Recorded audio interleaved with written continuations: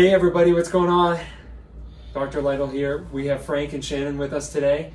With this podcast, we want to talk about some alternative training methods that athletes can use to gain greater athletic performance. And we wanted to talk about a certain YouTuber called KneesOverToesGuy, who's fairly popular online. And we just wanted to bounce some ideas off of each other based on some of those unorthodox training methods. So Shannon was you had mentioned something, and it sounds like you had a conversation with Frank in the past about this. Yeah, I think we're always talking about how we can best serve our clients, right? And things evolve so much over time, right? In our techniques of how we've taught people to squat, right? Like to squat with keeping, historically for years and years and years, when I went to PT school, we learned you teach someone to squat, you don't let their knees go past their toes, right? To protect their knees. But if we're looking at training someone for the functional activity they want to do, say playing basketball and jumping, right? Running forward and jumping at the same time, clearly we're going to see their knees go well beyond their toes, right? Like the knees over toes guys.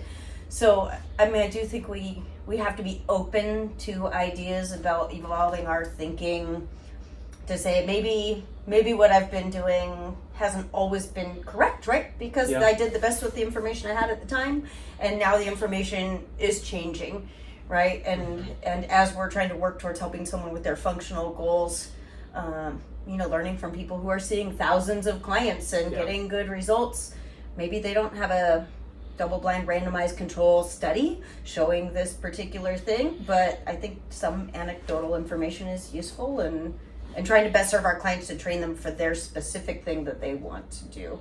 Does that And I also make think sense? There's looking at a volume of patients to see what's working, what's not. But I think there's also when high-level athletes are trying to think outside the box to get a competitive advantage, I think they will turn to people who are operating in unorthodox techniques to see if this works. Will it give me an advantage, a distinct advantage over other people? Because everybody at the top is doing about the same things. They're all taking the same things. So people are just looking for an advantage. Like I said, I think part of it has to do with, I think everyone can be trained. If you got a high-level athlete, I don't think that's for everybody, the knees over toes thing. But I think if you have a high-level athlete and they're, like you said, they're playing football, their knees are going to go over their toes. So I see your guys' point there as far as to train someone like that way. But I don't think it's for everybody. Is my point. 100% agree. Yeah, yes. that's my point more than anything. I'm always open to new things as far as trying something new. I'm a little bit old school, I'll admit. But an athlete who's a specimen, why not? They do that, so they're not going to blow out their knees because where they are cutting and jiving and doing the whole thing on the field. If you're a running back, their knees aren't staying behind their behind their toes. So, but I see that point for sure. Yeah, and like I said, my point, I guess, is it's not for everybody. True. Yeah. And I do think there's like we were talking about earlier, there's a long-term commitment to a progression through the series of exercises and things, right? Like one of the examples we were thinking of, somebody with flat feet, right?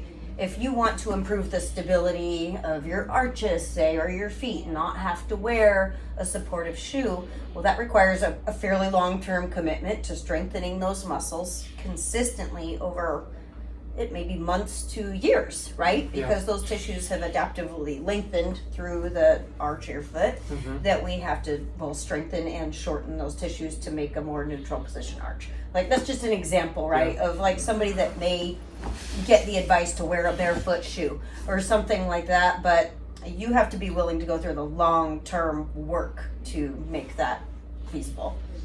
I think in the past, people who had flattened feet, I think, were thought of as like unathletic, but there are professional athletes with flat feet. Distance runners? Yes. A lot of distance runners, So I think the way that we thought about the arch and how the arch generates like force and how it generates that up the leg is probably changing. Right. I agree. In just what we used to think about it when it comes to even the flat feet aspect. One of the things that the Knees Over Toes guy talks about is he'll train with a lot of just like his name suggests, with the knees out in front. So there's a lot of pressure, there's a lot of resistance on the structures around the knee. So that would be quads, patellar tendon. But then there's also the training of all the muscles that will attach at the knee joint or go above the knee joint. So one thing that he trains is the tibialis anterior, Right. which is a muscle that you rarely ever see people train, and it's the muscle that's right on the front of the leg here. And when you're driving and you're taking your foot off the gas and you dorsiflex. Mm-hmm. That's that muscle that you're flexing when you take your foot off the gas there. That muscle is involved with a lot of stopping movements. Mm-hmm. Like if you're in soccer or football and you need to stop quickly, that muscle helps with the stopping. And it's really surprising how weak that is in a lot Yes, of in a people, lot of especially people. depending on your position, right? Yeah. So if you're standing and weight bearing Yes. on that foot, trying to lift is surprisingly difficult for a lot of people, even very athletic Yeah, people. it's like Yeah. I'm saying muscle you don't use. Mm-hmm. Yeah. Yeah. And we use it, but we don't necessarily strengthen it and train it. We don't Yeah. strengthen it specifically. Yeah. But it does have an attachment at the knee. So it's one thing if you want to strengthen the knee overall, that would be a way to do it. Most everybody is training the backside of the knee when it comes to like the foreleg. Right. Both the calf muscles, the gastrocs, and the soleus in the back. But yeah, rarely do people train the front or even the medial side of the ligaments that run along the knee. Another one that he trains extensively is the hamstrings. And I think a lot of athletes don't necessarily give their hamstrings the same glory as the quads because we think the quads are generating all this power. But the hamstrings have some of the highest percentage of fast twitch muscle fibers of any muscle in the body. They're like 85% fast twitch, like type 1 muscle fibers. But yet I think a lot of even sprinters and power athletes don't train their hamstrings adequately well. One of the exercises that he uses is called a Nordic curl. And I've asked Frank about this, and I don't know if you That's have very a common. ton You're of coming up experience like with it. the, Yeah. You like a have it's crazy an hyperextension. yeah, Pretty much, yeah. it's like a back hyperextension, but But all the way all up. the focus is Yeah. at the knee and not at the low back. Yeah, it's like anything. Goes back to saying anything. I mean, you want to strengthen every aspect of your body if you're an athlete. You don't want to just strengthen quads. You want to strengthen hamstrings and quads, and you want to strengthen like same thing with upper body. You want to strengthen all the muscles around, and not just because when I played football, coach said you don't need to train biceps. That don't even take place. You don't need that in football. If you want to do the curls for the girls, go for it. Yeah. But it's a different school of thought now. I mean, you're like this. So there's things that have changed over the years for sure. And the thing of it is you have to train the entire body for your sport, and that's the thing. Like especially like you said, quads and hamstrings, huge.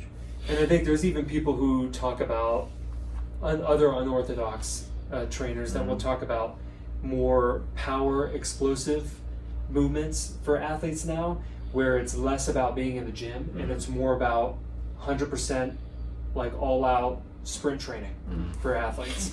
And they're seeing that their athletes are not getting the same injuries as athletes that are in the gym a lot, and their athletes are faster. Because when you're in the gym, you're not necessarily you're not training to the specific movements on the field. Right. Most of the time you're not. When you're squatting and you're putting all that pressure in your heels, which is more of a proper squat technique, a lot of that weight is in the heels. You rarely ever put weight into your heels when you're actually on a football field. Right. So I think the thinking behind some of the training is changing. And if you can marry those things together at specific times of the season, you can do the strength training in the off season, and then as you get closer and closer to the actual sports season, you can get closer and closer to those movements that you're actually going to see. Yeah.